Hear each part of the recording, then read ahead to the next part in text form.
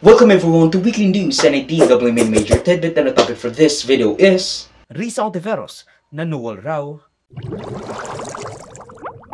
Lumabas si Michael sa kanyang lungga at nag-video alleging witness bribery by Senator Risa Ontiveros, although he had to make something extremely clear from the very start. Ako po si Michael Maurilio alias Rene. Hindi po ako pinilit na magsalita ng katotohanan. Kusang loob ko pong inilalahad ang mga nagawa kong kasalanan at mga plano laban kay Pastor Apollo C. Kibuloy at sa Kingdom Ministry. Ayon sa kanya, binayaran siya ni Senri ng 1,000,000 piso para maging testigo laban kay Pastor Apollo Carrion Kibuloy, FPRRD, VP Sara Duterte at Kingdom of Jesus Christ patungkol sa mga di umano'y pang-aabuso, unsafe working conditions, sexual assault at marami pang iba. Binigyan ako ni share ng email ng opisina ni Sen. Risa upang magpadala ng formal na email kahit anong aking sabihin daw. Sabi niya kapag nakipag-usap ako sa kanila, sabihin ko lamang na taga-kingdom ako at lumabas na sa ministry at dagdag ko daw na sinasaktan ako ni Pastor. So sa aking email, sinabi ko doon na galing ako sa kingdom at lumabas noong 2021. Yung pag-appear ko sa Senate ay may reward na 500,000 na ibinigay nila sa akin at dagdag na 500,000 nang isinama ko si Sara Duterte at si dating Pangulong Duterte. Michael Maurilio alias Rene, isa sa mga naka-face mask na witness sa Senate investigation ni Senator Risa Ontiveros last year na may pakay na halungkatin ang mga alleged abuses ni Kibuloy, SMNI at KOJC. Supposedly, isa siyang hardinero ni Kibuloy sa Glory Mountain sa Davao Region. Si Kibuloy ang punong pastor ng Kingdom of Jesus Christ, isang sekta ng Kristyanismo with him symbolically in the center. Among his self-proclaimed titles include the Appointed Son of God. Pero bakit hindi ko kayo didibatihin? Bakit ko kayo didibatihin? Ako na nga yung katotohanan. Ako ang daan at ang buhay. Pag di kayo dumaan sa akin, hindi kayo pupunta sa langit. Pumunta kayo sa akin, sumuko, sumurrender at magsisi na kayo at iwan ang serpensin nyo at sundin ninyo ang lahat ng sinasabi ko sa pamamagitan ng mga salita ng aking Ama. Kung hindi, the owner of the universe. Paano ko kayo didibatihin niya na ako ang may-ari ng kaluluwa nyo? Ako ang may-ari ng sanlibutan ngayon. And earthquake stopper. Noong lumindol ng 6.6, nandun ako kapon, nandun ako sa kwarto ko. Sabi ko, Lindol, stop! Stop! Tapos, pangalawa, yung mga 11 siguro yun. Nandyan si Ingrid, nandyan sino yung kasama ko, nagsusulat ako, lumindol. Sabi ko na, stop! Eh di yung stop din. Pasalamat kayo sa akin. Siya rin ay kasama sa FBI's most wanted list sa Estados Unidos in relation to the allegation even before pa nagkaroon ng investigation si Risa Ontiveros among his alleged crimes committed sa US katulad ng sex trafficking, by force, fraud, coercion, cash smuggling at marami pang iba, mostly conspiracy to commit those things with other people. Nahuli siya in a 16-day standoff with the PNP sa kanyang KOJC compound sa Davao last year dahil sa warrant of arrest na inihain at inaprobahan ng Senado after a series of failed attendance at pag-undermine ng otoridad ng Senado to issue summons at magdinig ng hearing dahil sa kanyang pilay pagbabaliwala raw sa mga utos nito. Basically, bakit mo binabastos? Bakit mo binabastos yung Senado? Bakit hindi ka sumusunod sa gusto ng chairperson sa Senado, which happens to be Risa Ontiveros? Now, finally, after 3 years in hiding matapos ang 2021 indictment, siya ay napilitang dumalo sa Senate hearing ni Risa Ontiveros. Nakaposas at sa harap ng ilan sa kanyang mga alleged victims. Now, salamat po, Madam Chair, sa pagkakataong ito na makaharap ko ang lahat ng mga nandirito at narinig ko ang kanilang mga testimonya. Sinexually abuse nyo ba ang mga babae at mga menor de edad? At ginamit nyo ba ang relihiyon para i-sexually abuse Wala sila? pong katotohanan yung kanilang mga sinabi. kung meron po silang mga charges na criminal laban sa akin, malaya po silang mag-file ng kaso at doon po haharapin at sasagutin sa tamang forum sa korte ng ating lupa tulad ng kinakaharap namin ngayon. Agad mang kumilo si Risa Hontiveros para malinis sa kanyang pangalan sa tila'y walang habas na pagsisinungaling depending kung ikaw ba ay DDS or literally anyone else. Now, naglabas ng mga resibo si Risa Hontiveros patungkol sa alegasyon ni Rene as she sues 12 people for cyber libel, mostly mga DDS vloggers at Ano po yung mga kinasuhan ay sinama po natin sa reklamo natin sa India? Una, nandito ako ngayong umaga, gaya ng sinabi kong gagawin nung Lunes, kasama sina Attorney Britannico at yung kanilang firm para maghain ng reklamo sa National Bureau of Investigation. Pangunahing layunin ng reklamo, alamin sino o sino-sino ang nasa likod ng pag-produce ng video, 2 video na ni Michael Maurilio. Dahil hanggang ngayon, wala pa ring umaamin, wala pa ring nag-aangkin. At pangalawa, para imbestigahan din sa pamamagitan ng reklamo ito, yung mga vlogger na pinamumudmod at dinadagdagan pa ang mga kasinungalingang nakalagay sa mga video ni Michael Maurilio. Kabilang po dyan sina Crisette Chu, Jay Sonza, Sasasot, Trixie Cruz Angeles, Banat Bay at iba pa. Ang galing pa ng wording ni Attorney De La Rosa. Kasi sabi niya, kung totoo man ito, hindi ko alam paano nila nasikmura ang ganitong gawain.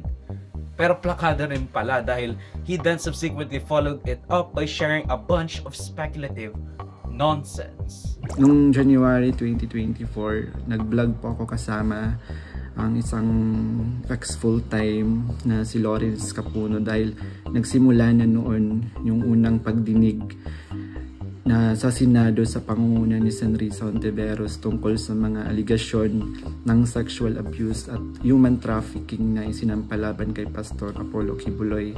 Sa vlog na yun, pinasinungalingan namin yung mga claim ni Blenda Portugal alias Amanda at nung iba pa na pawang kasinungalingan lahat. Binigyan ako ni share ng email ng opisina ni Sen. Risa upang magpadala ng formal na email kahit anong aking sabihin daw. Sabi niya kapag nakipag-usap ako sa kanila, sabihin ko lamang na taga-kingdom ako at lumabas na sa ministry at dagdag ko daw na sinasaktan ako ni pastor. So sa aking email, sinabi ko doon na galing ako sa kingdom at lumabas noong 2021. Ilang araw pagkatapos noon, kinontak ako ng isang staff ni Sen. Risa na si Fiona upang makipag-meet sa akin through video call. Ilan sa mga resibong nilabas ni Senator Risa Hontiveros ay ang 5-part Facebook posts regarding sa kanyang mga di umano'y resibo.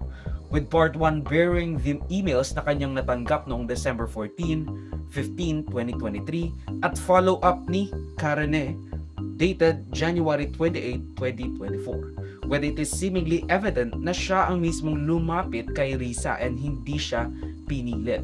I have to point out however na yung opening line na palang hapon is not something I would have, seen Rene say because, that seems to be overly,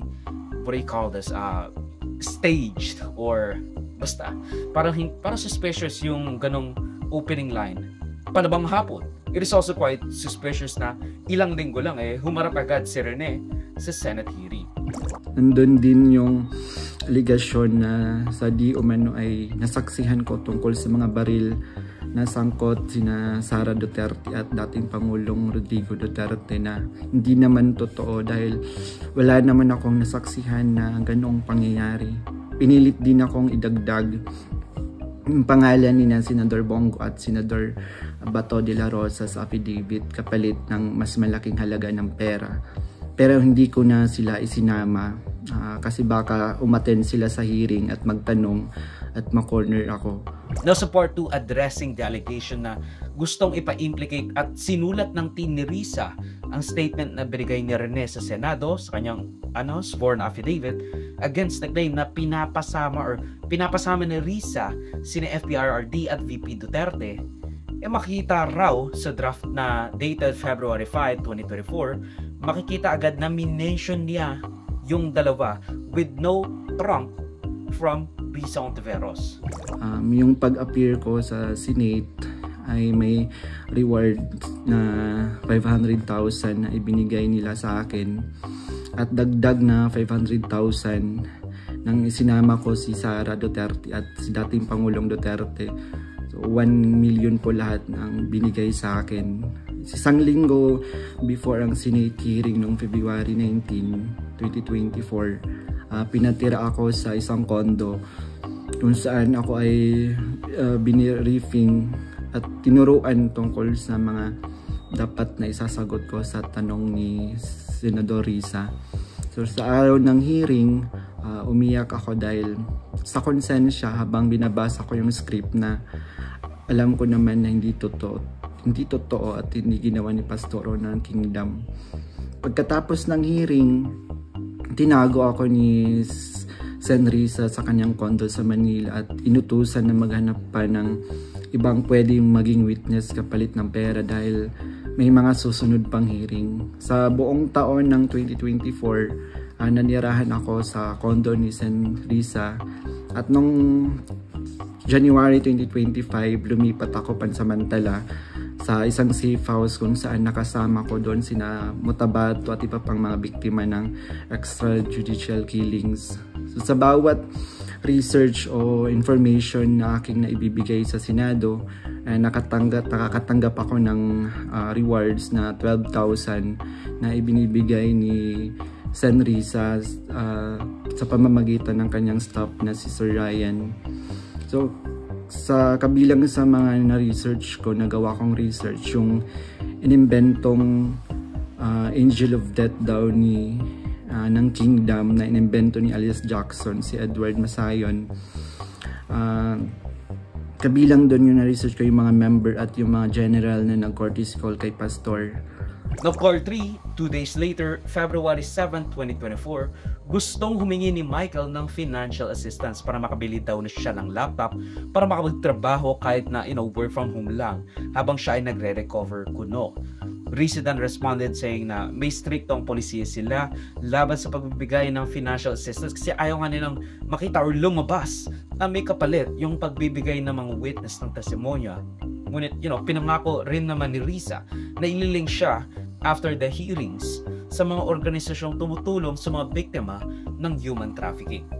Part 4, noong February 22, 2024, pinaalam ni Michael na may nag-o-offer na magbigay ng malaking pera, proteksyon at magaling na abogado para mag-recant nang mapahiya si Senator Risa Ontiveros para wag nang matuloy ang kaso laban sa SMNI for labor violations and stuff like that, at iiwan din daw rin naman siya ni Senator Risa, of which he said hindi niya tinanggap and that he did not believe na iiwanan naman siya ni Senator Risa Ontiveros.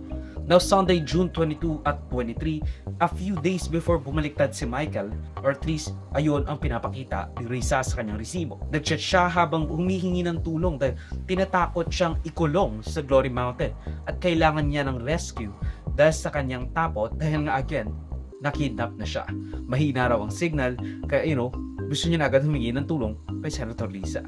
If these receipts are to be believed, one can conclude, although not beyond reasonable doubt, na halata naman siguro ng mukhang nakuha at nakidnap na si Michael at ang kanyang agarang pagbabaliktad ay resulta ng either coercion to tell the truth or coercion to say whatever version suits the kidnappers, whether that be the truth or the contrary. Now, I must insist na I am not alleging any entity kidnapped or that Michael was even kidnapped. Ang nasiisip ko lang kung totoo yung resibo, nakidnap nga siya at sinabi rin niya yun sa text message. So if we believe that, we got ourselves a pretty solid case. Now, either totoo yung sinasabi niya, which I personally highly doubt, meaning nag-commit siya ng perjury, or he is being forced to suit whatever the kidnappers need for him to say.